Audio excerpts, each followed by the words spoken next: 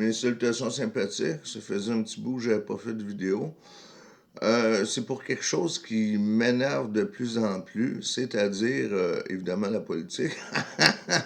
C'est surtout le fait qu'il y a des gens qui disent que, par exemple, Trudeau serait de la gauche, des choses comme ça, parce qu'il sort de l'argent.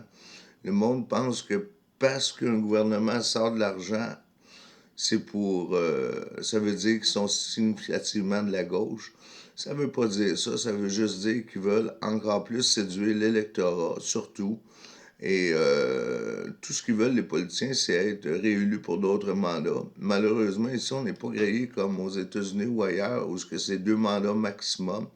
Donc, on peut être pogné avec pour longtemps, surtout s'ils sont bons séducteurs.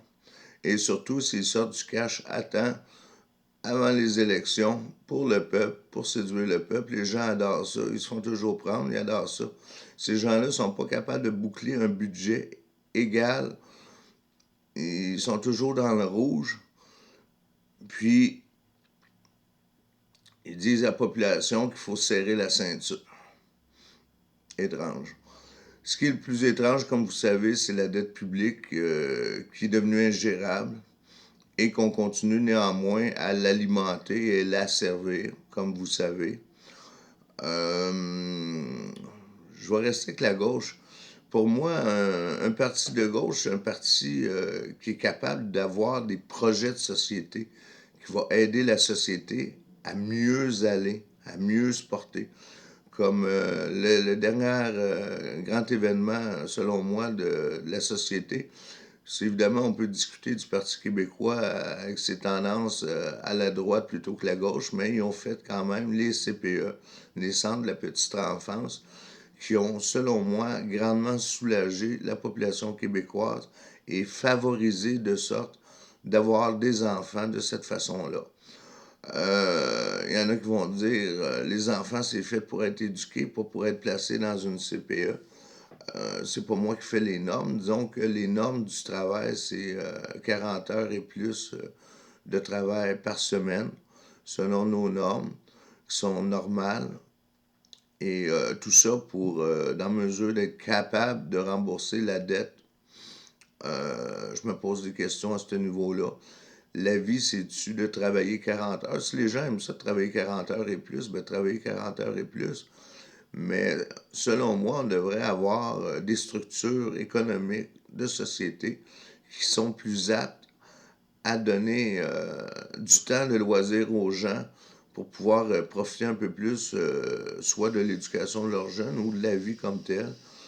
Euh, Combien de personnes s'empêchent de faire des sorties le soir à cause qu'ils travaillent le lendemain? Ils sont brûlés, puis ils travaillent le lendemain. Félicitations à ces gens-là, premièrement. Mais deuxièmement, je dis, n'acceptez pas nécessairement votre sort. Votre sort pourrait être meilleur avec, oups, ça griche ça, avec une meilleure gestion politique de nos budgets publics. Et je revenais avec la gauche, moi j'ai été, qu'est-ce que, avoir des projets de société, c'est quoi? Le monde en a déjà des bonnes idées. C'est pas à moi de fournir des projets de société. Je suis pas ici pour ça. Je suis pas ici non plus pour vous dire pour qui voter. Bon, j'aime pas Trudeau. Mais le Parti conservateur, on ne peut pas dire que c'est un parti qui me séduit vraiment non plus. Si vous êtes évidemment pour un peu plus, je veux pas dire la religion, mais les types de choses comme revenir en arrière, être contre l'avortement et ces choses-là. Bon, je ne vais pas partir de débat public sur l'avortement ici, là. C'est pas mon but, puis je vais me faire déjà beaucoup d'ennemis juste en disant ça. C'est quoi, vous voulez dire? Je suis pas un bon orateur, je suis pas un politicien, un séducteur ou des choses comme ça non plus. Je suis pas habitué à penser de cette façon-là. Euh, donc, les CPE, c'est un grand projet de société. Donc, il faudrait idéalement avoir d'autres projets de société pour soulager la misère des gens et favoriser le mieux-être psychologique des populations en général.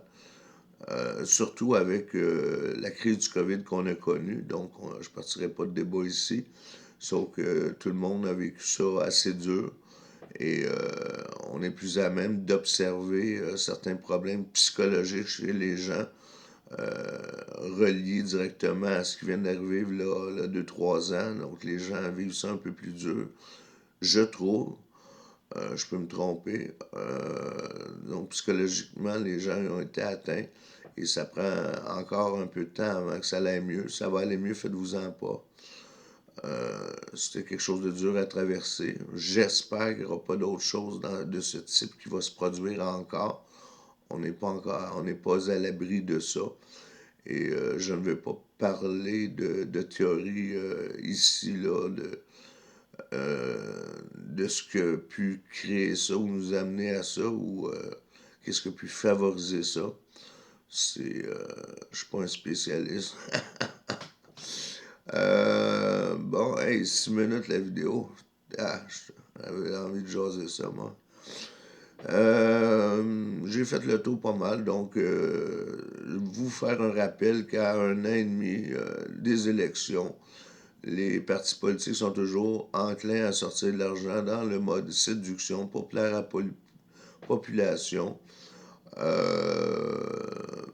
Parce que tout le monde aime ça, recevoir de l'argent. Je pense que, en général, c'est rare que les gens vont dire bon, je vais prendre cet argent-là, mais je compte ça pareil.